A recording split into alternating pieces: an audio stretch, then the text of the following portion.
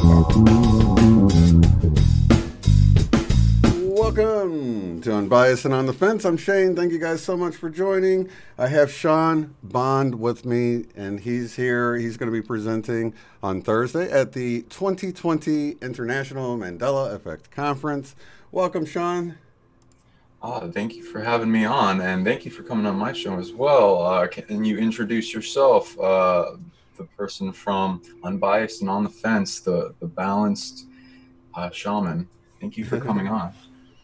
Oh man, it's a pleasure. So man, this has gotten here way quicker than I expected, but you know, getting the word out about the Mandela effect is really, I think, an important thing because it's a really great tool to help people see that reality is not what we were taught. What do you think? Yeah, any crack there shows in the veil or like past the mundane, I would hope people would search for, and then whether they have the choice to continue down the path they are, or like see if there's an even broader spectrum of possibilities. It's always out there. The truth you have to go searching for, and people's experiences kind of go beyond what has been passed down to us, and like, oh, what is true? Because your truth is like deeper, but like, because deep in the self is like that connection to everything that is of light, that emanation, that expansion of consciousness that we're all connected to, and it can be gone into more deeply, and then see what every aspect of that light that shines deep within has to tell us as we experience the reflection in the external and the light perceived by our brain and our hearts. Absolutely, and that's really what the Mandela effect has shown me, is that you can't just tell somebody about it. I mean, you can tell them to look at it, but they have to really experience it for themselves. Until they actually see something has changed in a seemingly impossible way, something that they know was one way, it's just, you can't believe it. It's just too far for the brain to stretch to believe that without experiencing it yourself. Is that how you feel about it? Yeah, right. I mean, like, there's all these kind of mechanisms and locks we have in that, like, we set up to maintain our reality bubble, or who we think we are, and like keep it all in what we assume is a state of order, to out of like what it's been before, so that that also keeps us within our own cage of our brain. So if we can expand past that by looking at these shining examples of, like, if you were in a dream and you started seeing something that like got you to the awareness, oh, this is a dream, this lucidity trigger, this increasing of knowingness and truth that is like the possible, oh, I can change the timeline, it's possible. Maybe if it's not within myself, then others like around, of like, what is this that we're in? What is this planet? Right. That deeper question. But yeah, the Mandela effect, what do you think it is? Well, I think it's a huge wake-up call, you know, and I feel like it's actually done by maybe our higher selves or something like that, because I found a lot of meaning in it. But, you know, it's I guess, you know, I've seen people go down the fear route, and it really is whatever you make of it, because I've seen people, you know, it's like wherever you kind of go with it, that's what reveals itself to you. So if you think it's evil or whatever, you'll find things that support that, you know. That's why I always encourage people to say, I always encourage them to consider it, you know, for a moment. Just consider maybe it's a good thing. You know, don't get so stuck on the fact that it could be a byproduct of technology or a symptom of something dark and sinister going on. I mean, this could be a symptom of, look at the Rainbow Mountains. Look at the, you know, I took a beautiful shot today of the sun, and the clouds look like colorful cotton candy all around it. I mean, we've got all these beautiful colors coming in.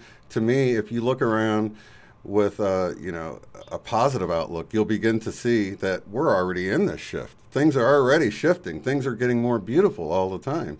People are learning, and I know we've been through some tough times as of late, but, you know, even that's been a trigger, a wake-up call for a lot of people. You know, what seemingly was this horrible thing that happened to us, you know, collectively, became this unifying force that we were all kind of brought together in our separation.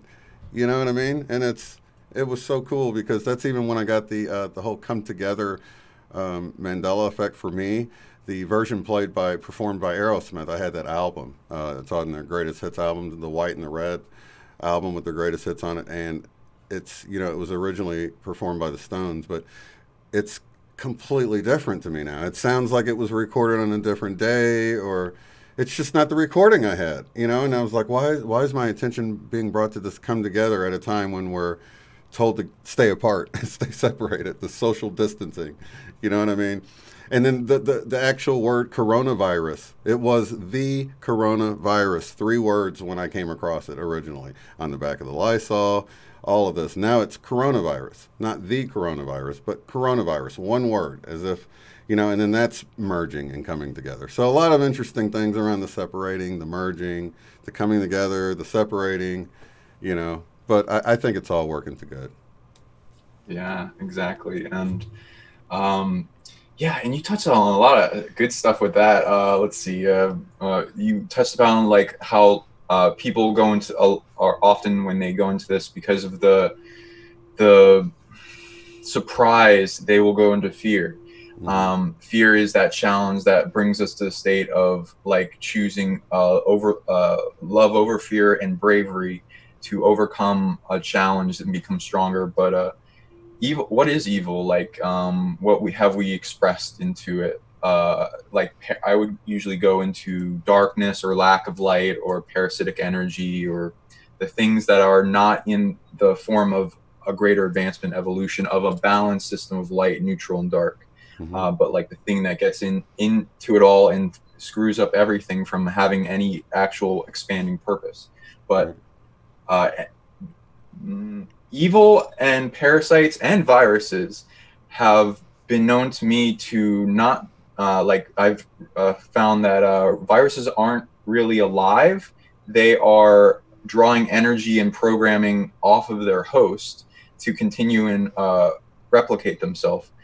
And same thing with evil. It is like a lack of light. It gets its power from a full spectrum lighting that then goes into that polarity of light and shadow, that opposite between and the balance between their existences that keep them growing. But it seems that, okay, if this isn't a thing and a part of reality in the earth, the Mandela effect and the changing of timelines and editing and all that kind of stuff, and different the multi-world theory, then evil using this, I agree that some of the Mandela effects are like stolen abilities to perpetuate control in the timelines. Those that can use it usually by like super advanced technology and AI and you know, whatever you want to get into, that negative spiritual big brother. But and then but they're not earning it. Like it's in a system of where the power in the earth is in these schools of thought. Like if you abuse it, it screws up the timeline, which the whole purpose is to make the timeline like a perfect chocolate souffle of a greater expansion and evolution of our species past like these dramas in a school. And to maintain that timeline, it can't have things messing it up. So like the things that abuse it lose their power, so they have to steal it from others. And so there's an other that they're stealing it from, which is the original authorities having to do with timeline editing and the Mandela effect. So all anyone would have to do is empower their energetic self to retake their power back, their stolen authority, as well as help the earth and any other authority having to do with the Mandela effect retake their authority that's being stolen by this parasite, to where the negative timeline shifts stop happening as frequently. And also, I'd love to, you talked about the possibility of Corona Mandelas and observance around the editing of the timeline for the event. Now, that's fun. I haven't really had much of a talk with people on that, but I'd also like to get more about who you are and what are you planning for this conference? Well, I am just really trying to promote the channel right now because as far as the Mandela Effect community, as many people know in the community, you know, you can't really talk to anybody hardly about it. So I like creating this safe space for people to come and feel free to speak their ideas without being criticized or made fun of or bullied for, you know, it's a very open-minded group where we really enjoy the diversity of thoughts and perspectives and stuff like that, because we really, the diversity of it, just like races or anything else, it, you know, it would be pretty boring to have an image with every single pixel the same color. You know, you'd have a single colored picture, right? So it's really that variety in our thoughts and our ideas and everything that creates the beauty that there is. Even, I think if anybody's really honest, I mean, would I want everybody else in the world to be just like me? Oh my gosh, wouldn't that be horrible? And I like myself pretty good, you know, and I can't really think of a person I'd want to clone everybody into. Diversity is amazing. Yeah, diversity is super important, and it really prepares us for really anything that may come up, because, you know, one thing that we think the strong of society right now would handle really well, it could shift into something else completely different where they're not quite as equipped with it. So diversity is super important. Even diversity of thought, it's important to really consider all these things. So that's really, I really wanted to push this safe space for people to come and you know, share their ideas and have a community to be a part of, and as well as extend from the messages from my first talk, the messages I've gotten in the Mandela Effect, what kind of comes after that. And it gets more into the minutia of the Mandela Effect, the dynamic, fluid nature of how you can watch things, like the example I just used of Come Together. I can't really point at a lyric or a note or anything. It just sounds like it was recorded on a different day. So it's a very minor change that I can't really point at anything specific about it, but I know it's different. It feels different. So, and it's kind of cool. On one hand, it's like, oh man, I lost that version that I knew so well. But on the other hand, it's like, oh my gosh, I got this new version I've never heard from that came from back in the day. So, you know, you can focus on what's lost or you can focus on what's gained. And I think really the Mandela Effect, the revelation of the Mandela Effect, is really gets back to it reveals something about us, and that's really where the talk goes. Yeah, I love that. And I'm glad that you're so alert to like noticing all the little signals and changes. And I love that hat because it's like it just expresses that in the roadmap to like attainment back into your power, to remembering who you are, and like as a fractal of everything. But yeah, the man, it's great just noticing all the things that happen, and the people that take note, and the message, and all the teachers, and everything that comes in, finding the reason for it and going deeper into it. It leads to so much within our own self and understanding who we are. Knowing that you can observe these Mandela effects, and that your higher self and your inner wisdom, your truth, your energetic spectrum is going into a great observance and effect with each of these Mandela effects. And if those ones choose, they are like, that's like a calling card to access the school of it, which is like from the being that caused it, which is the calling card that caused the change, and its entire collective of like entourage around it and spirits, or whatever it is. If it's a time travel, if it's Earth, if it's a negative thing, which, you know, be careful of that. But your higher self will usually stay away from that, so don't worry. But you can like going through that will attain more. It's like everyone's gathering puzzle pieces and bringing that into their wholeness, and then eventually they become their own creator of in the collective at greater intensities, for more and more Mandela effects to appear in a positive sense, more changes, and make this timeline better, that like resolve everything it's learning from. Like if somebody, and like if the whole planet did a binge watching of like shows on Netflix that were really good in morals and really good in teaching us how to be a good society, as an example, they would all be able to shift out of the timeline that allowed for those negative existences where they're the less a better civilization and they can't handle that. And all those parasitic timelines detach, and it goes into a whole swath of new potentials in creation built off of that foundation of great wisdom, as an example. I love that. And you know what else that you touched on, because of the way the Mandela effect is, it's like this. You know, it's very subjective. So you can't really go in this and figure out, even come close to figuring out what the heck's going on your own, because a lot of the information of, you know, just the way it differs from person to person is a lot of important data. So it almost forces us to come together as a community and share how we're experiencing it, to even try to wrap our head around what's even happening, to even begin to try to figure out what's causing it. You know what I mean? So I think I think that's by design. You know, it's sort of, and that's why we have a puzzle piece on our book, which I'll bring that up now. It's Mandela Effect, Friend or Foe. And you can find it on Amazon. But we have a puzzle piece in the front, because everyone does bring their little piece of the puzzle to the table. And, you know, we try to cover a really comprehensive spectrum of what could be happening and what people think, even stuff that we don't subscribe to. We try to just kind of give everything a mention, because at the end of the day, nobody really knows. Nobody has any definitive proof about what's happening, you know. Exactly. And oh man, that's a great topic into it, because that forming of the community that you're feeling it and get it stronger and stronger, that makes the better timeline. Unity is how we win the game altogether. Right. It's how we, because like, if you were to see like the authority of whatever we're in light, hologram, there's many different beliefs into what Earth is. So it's take your pick, but like bringing still into all the authorities and the beings of knowingness and everyone working towards it, understanding goal and all the perspectives, that brings us to great power and ability to change the reality we're in for the better in any way you look at it.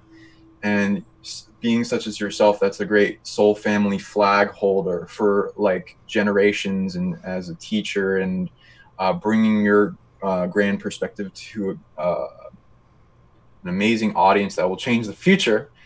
We're all traveling together on this journey, and we're all like also picking up all these other things along the journey and using our skills together and trading with each other in like this huge energetic system of teaching in subconscious, unconscious, collective unconscious, the 100th monkey effect.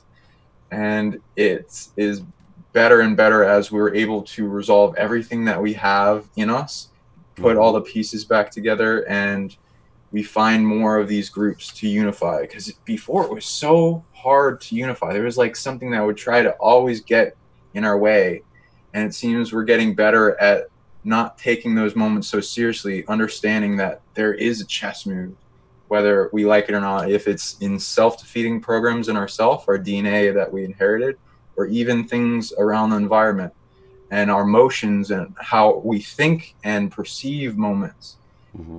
Get us to forget that we all need to unite anyway to resolve and do whatever we want and unlock the power deep within ourselves, that we will be able to be like, no, there's something doing that divide and conquer Machiavellism thing.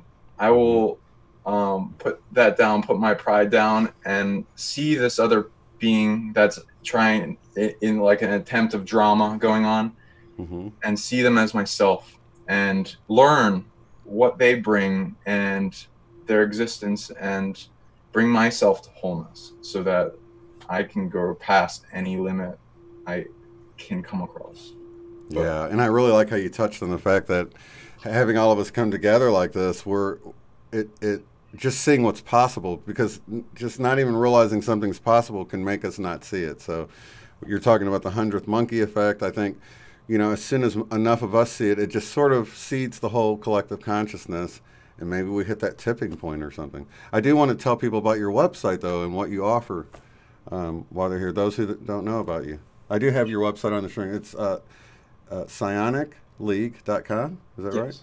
Yes, and Sonic League YouTube, and I go into, and I'm also on Facebook, and you can reach me for donations or consultations, and if you want to join the league. And Science is a military science that goes into accumulation of all the different wisdoms of mind over matter, abilities, and programming DNA. And I learned how to read books in the DNA and how to unlock this stuff, and also teach anyone can learn this, any background, whatever, they can learn how to read what's in them and then let it shine out and reproduce that and then build off of it, and even go into things, forgotten wisdom, and remembering who they are, and all this lovely journey stuff. But yeah, can you tell a little bit about yourself and how people can reach you?